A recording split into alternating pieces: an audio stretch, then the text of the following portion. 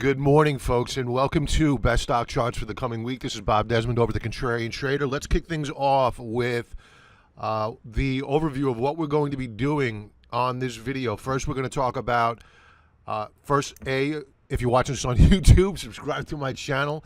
If you're watching this on other social media, please leave a comment, leave a like, share with a friend. Now that we've gotten past my obligatory self-promotion, let's talk about what else we'll be talking about on this video. We'll be talking about the reaction of the market yesterday to a multi-year high in GDP growth. What happened? Then we're going to segue into the trades that we took off the table last week and the week prior, and why we're watching them again as potential trades to the long side. And we'll also talk about other positions that we're looking to put on this coming week. So let's get to it. So let's first go to what happened yesterday. We're looking at a chart right now of the S&P 500. It closed down over a half percentage point on the day, despite the fact that we had GDP growth that came in with a 4 handle on it. That should be great, no? Well, the reality is this, is that the expectation was considerably higher. And when I mean considerably higher, the whisper number. The markets had expected a higher number. The expectation generally, as published on Market Watch, was 4.2, 4.3%. So we missed that number. And I'll refer over to Charlie Gasparino, who here, and about Charlie for a moment. Charlie is a real straight shooting reporter for Fox News. If you don't know him, I tend to agree with most of what he publishes with regards to his opinions, his stories with regards to the financial markets. But unfortunately, politically, we are at two ends of the universe. But overall, a really good guy and a straight shooting New Yorker. I think of Charlie often, and the reason why is that I do swing trading today, and here's a photo of Charlie Gasparino. There's Charlie. All right, so I think of Charlie every morning, and the reason is that I do swing trading today. I do that at about 5 a.m. As soon as I'm done with that, I head off to the gym, and Charlie published one time. You can see he's a fitness nut. Charlie published one time that he did a 6-minute mile, and every time I get on the treadmill, I think about how the heck am I going to do a 6-minute mile? So anyway, I digress. So Charlie, the evening before, posted this tweet. And he corrected it. I don't have the prior tweet from the White House econ source. In essence, the expectation was for a 5 handle on GDP. So expectations were very much higher than the actual number.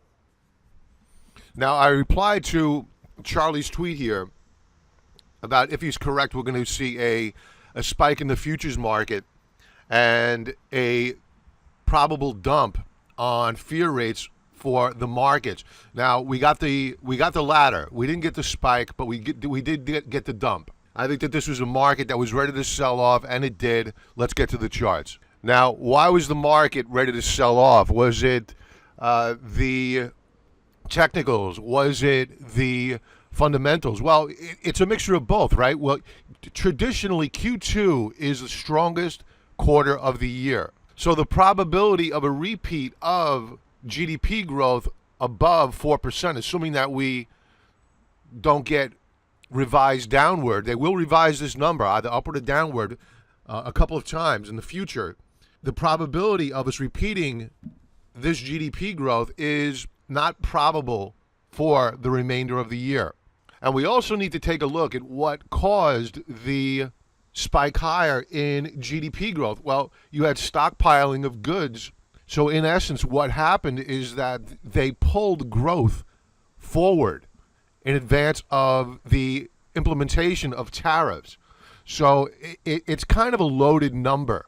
And that the probability of a repeat and even a weaker number next quarter is highly likely because, again, they pulled growth forward.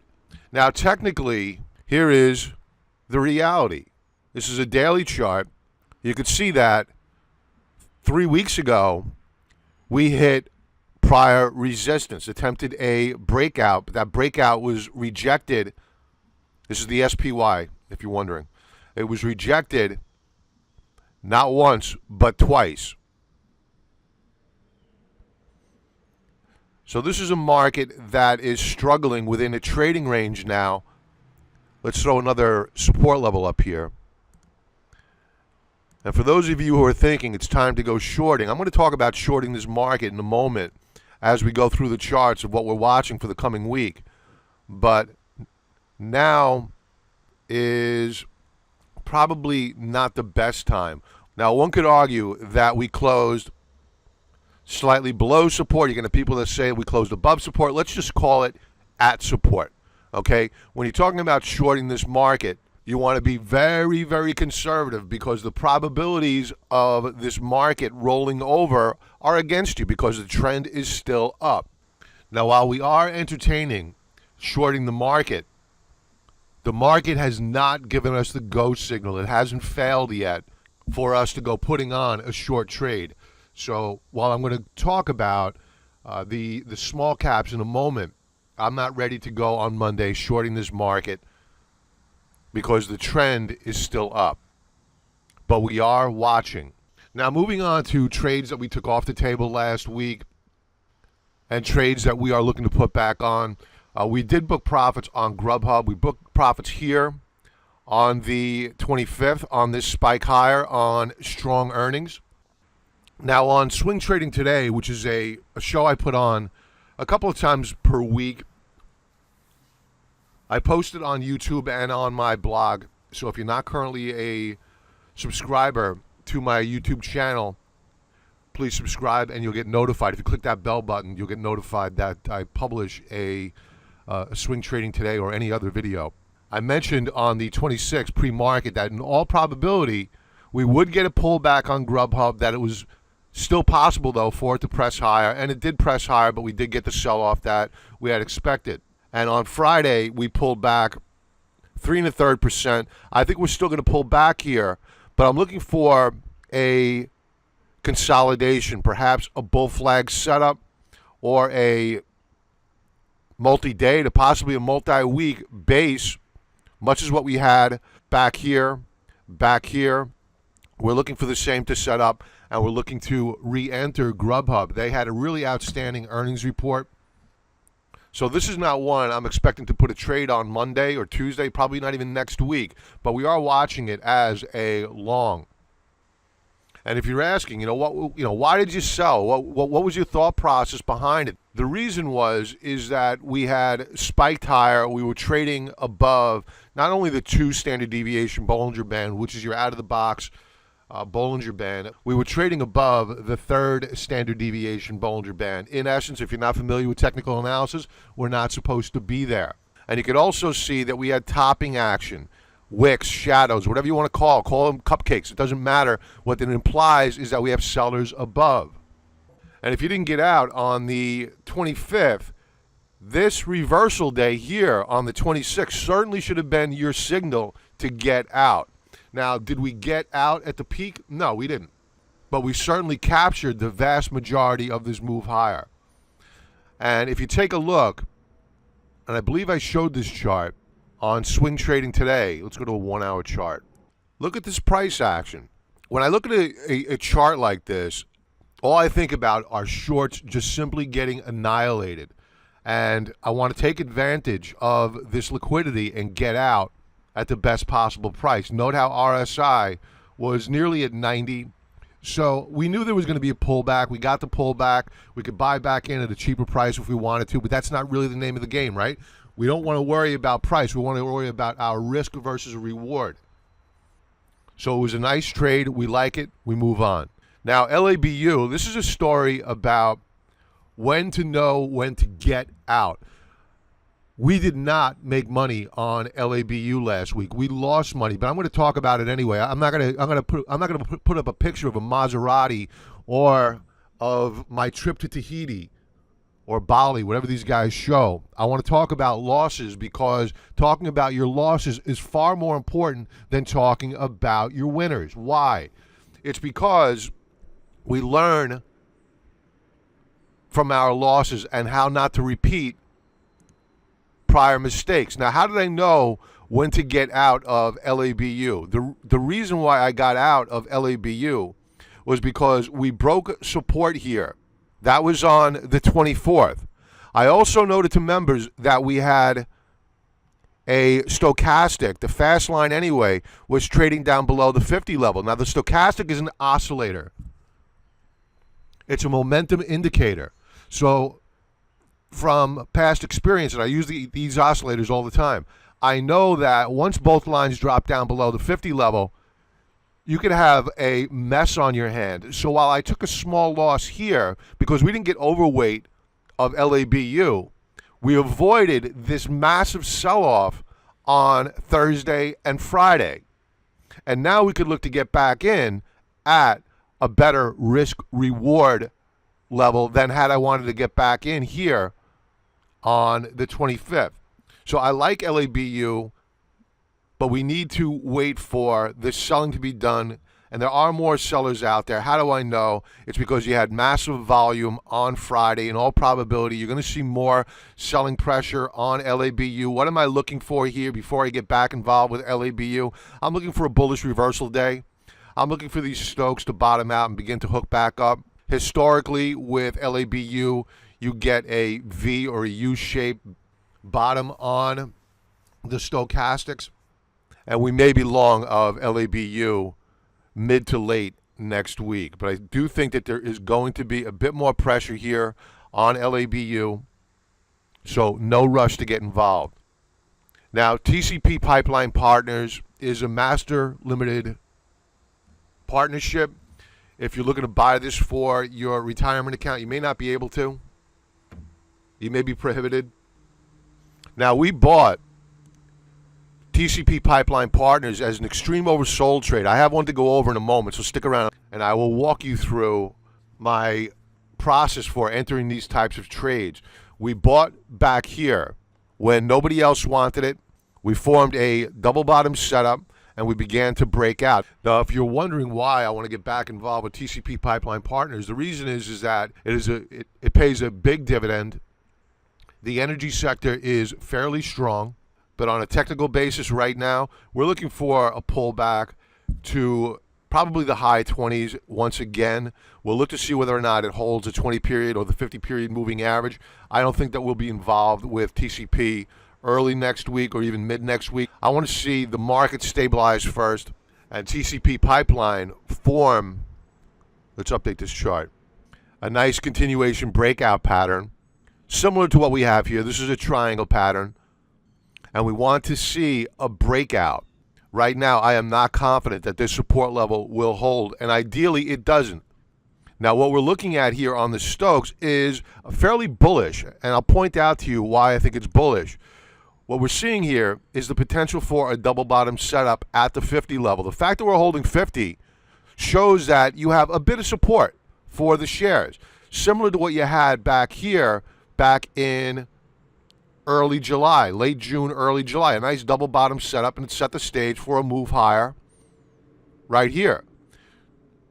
History could be repeating itself yet again. Now, when I look at this double bottom setup, I look for validation on RSI, and we're not necessarily getting it. It looks as though we have a lower high and now a lower low on RSI, so I'm a bit skeptical of this double bottom setup at the 50 level on Stokes. Back here in late June, early July, we did have a validation of both momentum oscillators. So I'm not confident that this support level is going to hold, but I will be watching it, and I will send out an alert to members when we do execute the trade. I'm getting a bit long-winded here, so I'm going to move this along by speeding up the conversation. Marble Technology, this is a weekly chart. I'm not even going to bother going over the daily chart. What matters to me most is the weekly chart. We're on a very tight consolidation here. What we've seen over the past 2 weeks is A, a retest of support, B, a doji star formation last week. That's a sign of indecision. That means that quite soon we're either going to get a breakout or a breakdown, one or the other. And I'm betting that in all probability this uptrend will resume. And what's validating my opinion is the fact that you have stochastics which are rising. You have a breakout on RSI right here. We had broke out of this downtrend. Now we're pulling back and retesting. And I think that in all probability we will get a breakout on Marvel Technology in the next couple of weeks. So Marvel looking good as a watch. All right, the next chart up is BHP Billiton. Weekly chart. We've been in the consolidation for quite some time now, and we're beginning to, let's update this chart. We're beginning to show signs of a breakout, but we're not quite there yet. Here you have a multi-week consolidation, and we closed right at resistance. And the next stop, I believe probably next week or the week after, is going to be this resistance level at 52.17. Once we get above that level, I think this stock is a buy all day long. Watch the dollar, though. The U.S. dollar, not the Aussie dollar or the Canadian dollar, the U.S. dollar. And I'll show you why. Let's do an overlay of the dollar ETF, the UUP. Okay, so overlaid here in green, appropriately enough, is the U.S. dollar. And, of course, in candlestick is BHP Billiton. Now, they generally trade inversely of each other. Not all the time. I mean, back here for a while in 2015, they traded in tandem. But for the most part, they trade inversely of each other. So if you have a strong U.S. dollar, the probability of BHP rallying is improbable, and vice versa. So watch the U.S. dollar here. Last week was a week where you had the U.S. dollar up and BHP up as well. But I wouldn't expect that to be the norm. Here's the dollar bull ETF. So BHP was up last week, the dollar was up, and the dollar closed strong last week with a bullish reversal bar, but volume was very, very light. And I will warn about the U.S. dollar daily chart. And I mentioned this when I spoke about LABU a few moments ago. And if you didn't get that commentary, go back and check it out if you skipped right to BHP. You could see that the momentum indicator, the slow stochastics, are down below the 50 level. That is not good. It's quite bearish for the dollar bull ETF. So while the weekly chart looks pretty good and the odds favor bulls on a daily basis, we may see continued weakness on the U.S. dollar. So just be careful.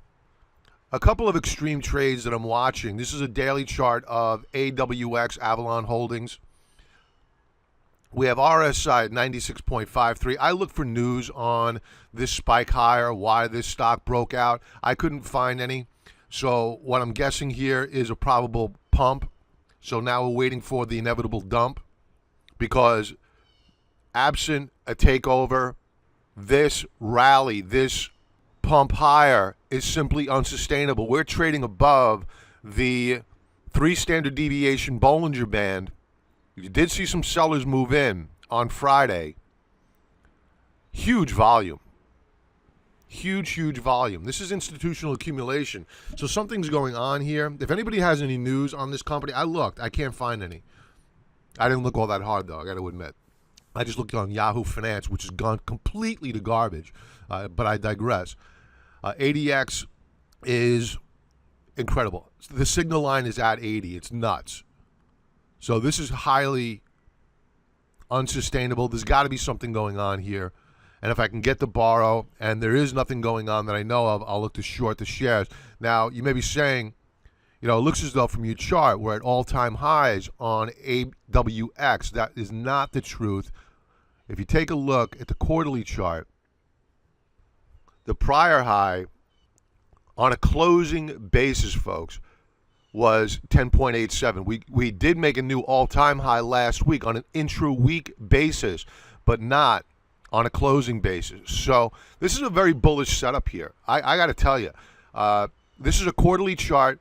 You have a beautiful W formation, a breakout above and a close above this 5.93 level. was a buy signal all day long. So technically a gorgeous chart.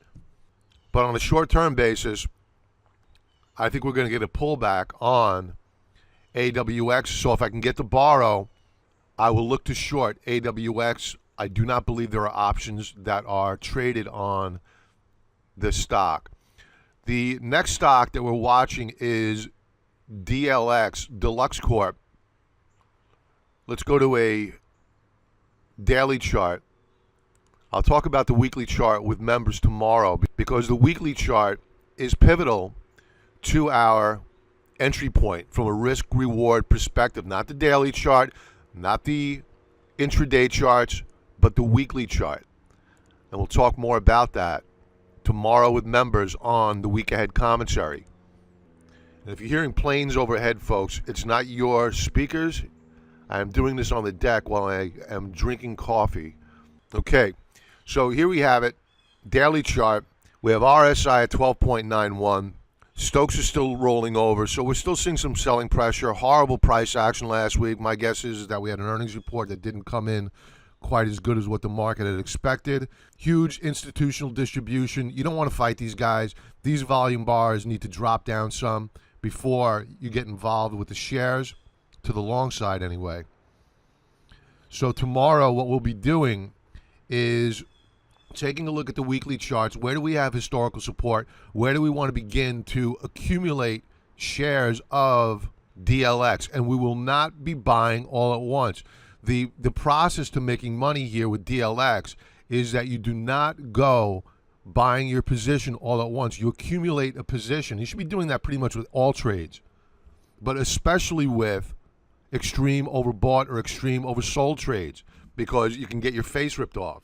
Now, some of you may be saying, you know, this guy likes to catch a falling knife by making these trades. It's not necessarily the truth. The probability of this sell-off lasting without a bounce, and I'm not looking to buy DLX as an investment. I'm looking to buy it for an extreme oversold bounce, a counter trend move. That's it. And then we are out and we move on to a different trade. So to think that you're going to have RSI on a stock that's trading with a 50 handle continue to proceed lower is improbable before you get a bounce. I'm not saying it's impossible for the shares to go down. In all probability, they will continue to go down. But that's what we'll be discussing tomorrow on the week ahead commentary with members, is our strategy for when we want to open up a position and where do we think we want to get out and book our profits or accept the loss. So members, more to come on all these stocks tomorrow on the week ahead commentary. All right, let's talk a bit about Google. And I could talk about this with most of the FANG stocks. I've already spoken about it last week with regards to Netflix. I think that these names are going to come under some pressure, especially those that did not perform well. Facebook, Netflix. And when I say perform well, I mean in terms of their earnings. Their earnings were not good. In fact, quite bad. So Google on Friday flashed a bearish reversal bar and a bearish engulfing of the prior day's move. In all probability, Google is going lower. So we may look to short Google on a new daily low. But again, this is not a long-term position. All we're looking to do is scalp a trade and then we move on, because the trend continues to be up for Google. Now, I mentioned earlier that we were looking at the short side of this market. This market has not broken yet, so we don't want to take shorting the market very lightly. We were long of SPXS a while ago. We stopped out of the trade, and thank goodness that we did, because it just continued lower. You could see that this declining 20-period moving average, which actually is beginning to flatten out now on this weekly chart, acts as a resistance level. We do have a double bottom setup forming on Stokes, which is bullish. And what's really bullish here for the SPXS is that note that we've been putting in lower lows. Last week we made an all-time low on the SPXS. But what has RSI been doing? Is it confirming the move lower? No. RSI has been, for the most part, trading sideways, despite the fact you've seen weakness on the shares. So interesting stuff. Ultimate oscillator, double bottom setup, actually rose last week despite the fact that we were down. It's all due to the fact that we bounced off of the lows of the week, which probably drove the ultimate oscillator higher. So we're watching SPXS. The small caps, they have been leaders, but they really weakened up last week. So we're looking to possibly short the small caps. The TZA did close up last week pretty strong on volume, no less. So we saw some accumulation, but you really don't want to use the volume bars on the TZA to identify whether or not you want to enter the position. You want to take a look at the volume bars of the IWM, because the TZA is a trading vehicle, and sometimes the volume bars do not correlate well with the volume bars on the IWM. All right, so here you have it. IWM, weekly chart, a strong bull run this year, but you could see that we've been getting rejected at the 169.97 level. We have not broken support yet, so I'm not looking to go opening up a trade until the IWM breaks support, and rarely, absent a geopolitical event, does a stock market simply break down. It's a process. So I would expect that we would get a pullback and then a rally back in an effort to try to take out prior highs. And if we fail to take out that prior high and then we break down to a new lower low, then you want to build on your position. So again, while we're looking to possibly short this market, it's only if the market sends us a signal that it wants to be shorted, that it's right to be shorted. Because we cannot ignore, despite the fact I'm a contrarian, that doesn't mean we ignore the trend. And the trend is still higher. And that is it for this week, folks. If you're not currently a member, sign up for the 14-day free trial offer. Click that bar that should be appearing right above on this video, and you'll be taken over to the website so you could sign up. If you're not ready to take the leap yet, that's fine as well. Just enter your email address using the same bar that should be appearing above, and you'll get these videos sent to your inbox each week. And if you're watching this on YouTube, smash that subscribe button. Give me a like if you would. Leave a comment below. I'll definitely get back to you. And if you're watching this on other social media platforms, you know the deal. Give me a like, follow, leave a comment, and again, I will get back to you. Everybody have a really profitable trading week. Next week, members will be going over the week ahead commentary tomorrow, so stay tuned. Everybody have a really great weekend and be well.